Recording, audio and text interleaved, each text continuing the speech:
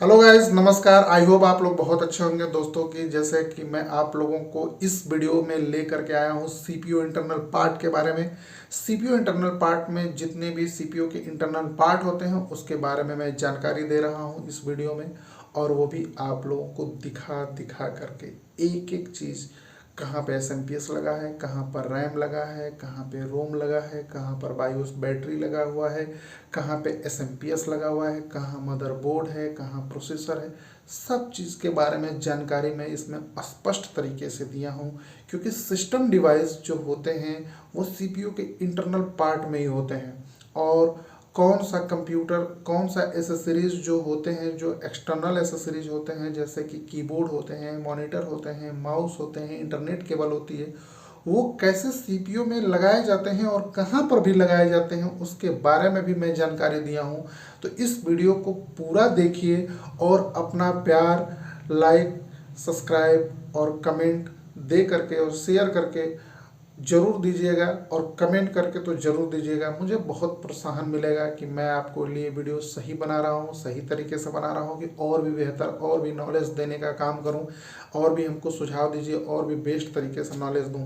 तो वीडियो में बने रहिए, देखिए पूरा, और देखने के बाद बताइए। बताया गया है कि कोई भी काम अगर हम सीपीयू इंटरनल पार्ट का जो होता है तो सबसे पहले एसएमपीएस के बारे में बताया गया। देखिए व्हाइट बोर्ड, उसमें देखिए डिस्प्ले पर है ना एसएमपीएस। तो एसएमपीएस ये होता है, इसका काम होता है स्विच मोड पावर सप्लाई। इसका फुल फॉर्म होता है एक स्विच मोड पावर सप्लाई।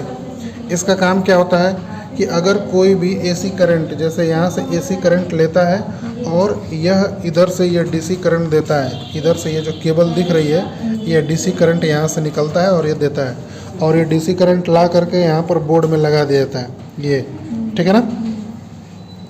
तो इसका काम क्या होता है, एसी करंट लेता, देखिए यहाँ पर लिखा है एसी इनपुट और डीसी आउटपुट लिखा हुआ है, डायरेक्ट करंट। हाँ, और एसी का मतलब होता है अल्टरनेटिव करंट और डीसी का मतलब होता है डायरेक्ट करंट। ये 230 वोल्टेज लेता है और यह मदरबोर्ड को दे देता है। मदरबोर्ड का काम क्या होता है कि पूरे सिस्टम को ये लाइट प्रोवाइड करता है और एक बराबर लाइट देता है, ठीक है। ये जो बड़ा सा बोर्ड है ये मदरबोर्ड है।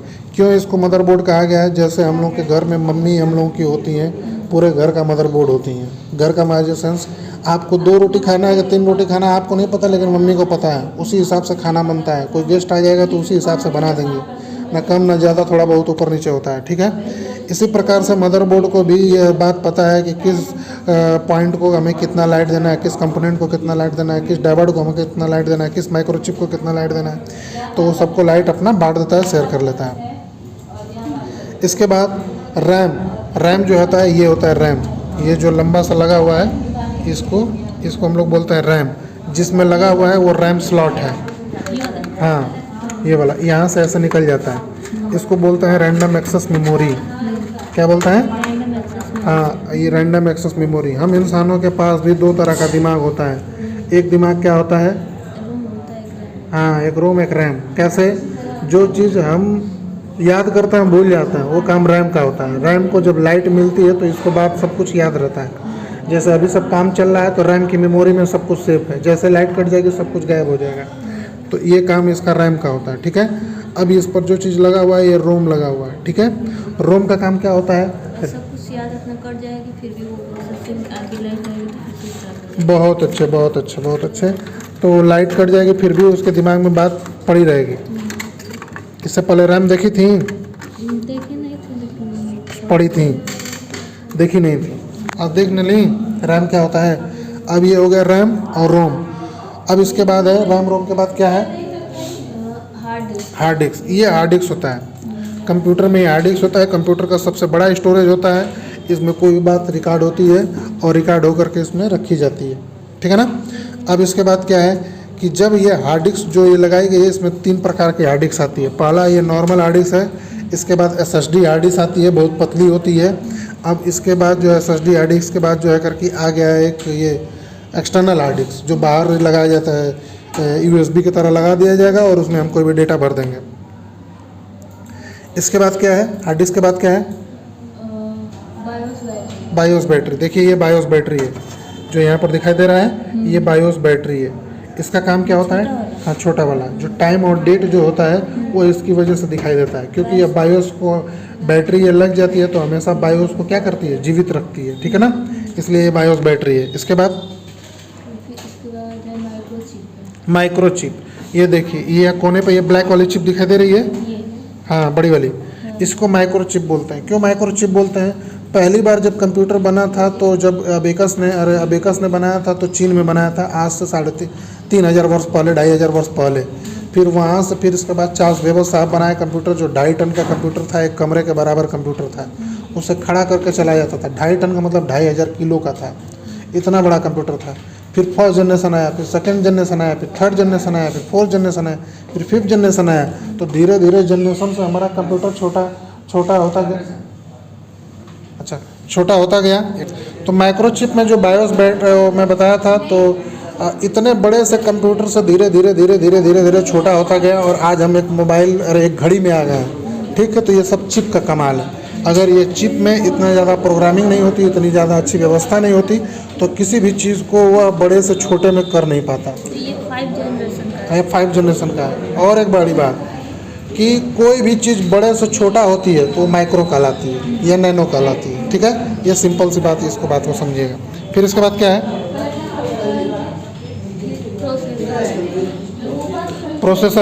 प्रोसेसर इस फैन के नीचे लगा होता है, ठीक है। अभी मैं आपको खोल कर चेक करा दे रहा हूँ, वीडियो शूट हो जा रही है तो मैं आपको खोल कर चेक कराऊंगा प्रोसेसर क्या होता है, ठीक है। प्रोसेसर के इतना छोटा सा होता है प्रोसेसर, कंप्यूटर का वो हार्ट कहलाता है, ठीक है।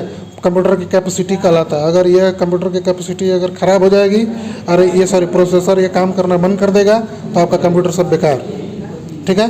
अगर प्रोसेसर बार बार हीट हो रहा है तो ये फैन नहीं चल रहा है, उसका क्रिया कैसे पता चलेगा कि बार बार कंप्यूटर कुछ देर चल करके फिर बंद हो जाता है, कुछ देर चल करके फिर बंद हो जाता है, इसका मतलब प्रोसेसर हीट होता है। कुछ नहीं करना है, इस फैन को निकाल करके नीचे एक पेस्ट आता है 10 रुपये का, लगा दीजिए, आपका फिर सही हो जाएगा, कोई दिक्कत नहीं होगी। फिर इसके बाद क्या है? व्हाइट बोर्ड पर देखिए डीवीडी यहाँ पर देखिए, वो सीपीयू में लगा हुआ है ना डीवीडी, है ना, वो नीचे लगा हुआ है। तो डिजिटल वीडियो ड्राइव, उसका काम क्या होता है कि कोई भी कैसेट से हम लोग डेटा लेते थे और डेटा देते थे, यहाँ पर डीवीडी लगता था ऊपर।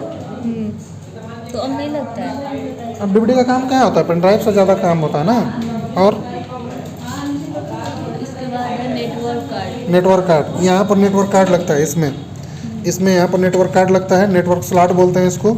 या फिर यहाँ पर भी देखिए नेटवर्क कार्ड के लगा है, यहाँ पर भी नेटवर्किंग हम लोग कर सकते हैं। यहाँ पर क्या होता है? इंटरनेट की केबल ले करके लगा दिया जाता है, तो इसमें नेटवर्किंग हमारे कंप्यूटर में आ जाता है। इंटरनेट की केबल इसमें ही लगता है। और क्या है? बस वही है।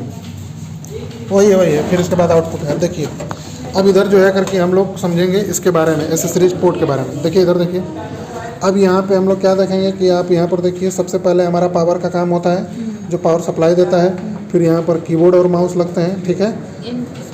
हाँ, इसमें कीबोर्ड, इसमें माउस लगता है, इसको PS2 माउस बोलते हैं, PST कीबोर्ड बोलते हैं। यहाँ पर प्रिंटर लगता है, यहाँ पर पैरेलल प्रिंटर लगता है, यहाँ पर BGA केबल लगता है मॉनिटर वाला, यहाँ पर USB केबल लगता है, यहाँ पर इंटरनेट लगता है, यहाँ पर साउंड का केबल लगता है जो करके आवाज़ को रिकॉर्ड किया जाता है, और यहाँ पर जो है करके आपको यहाँ से गाना सुना जाता है, और यहाँ पर साउंड को रिकॉर्ड करने के लिए लगाया जाता है, ठीक है ना। ये अलग अलग, ये जितने भी थे ये सब आपके CPU के इंटरनल पार्ट से संबंधित है, ठीक है। तो आपको समझ में आ गया है सब कुछ। दोस्तों, अगर ये वीडियो आप लोगों को अच्छी लगी तो बहुत सारा प्यार दीजिएगा इस वीडियो को, और लाइक शेयर कमेंट करिएगा, ठीक है दोस्तों। इसी के साथ मैं चलता हूँ। जय हिंद, जय भारत।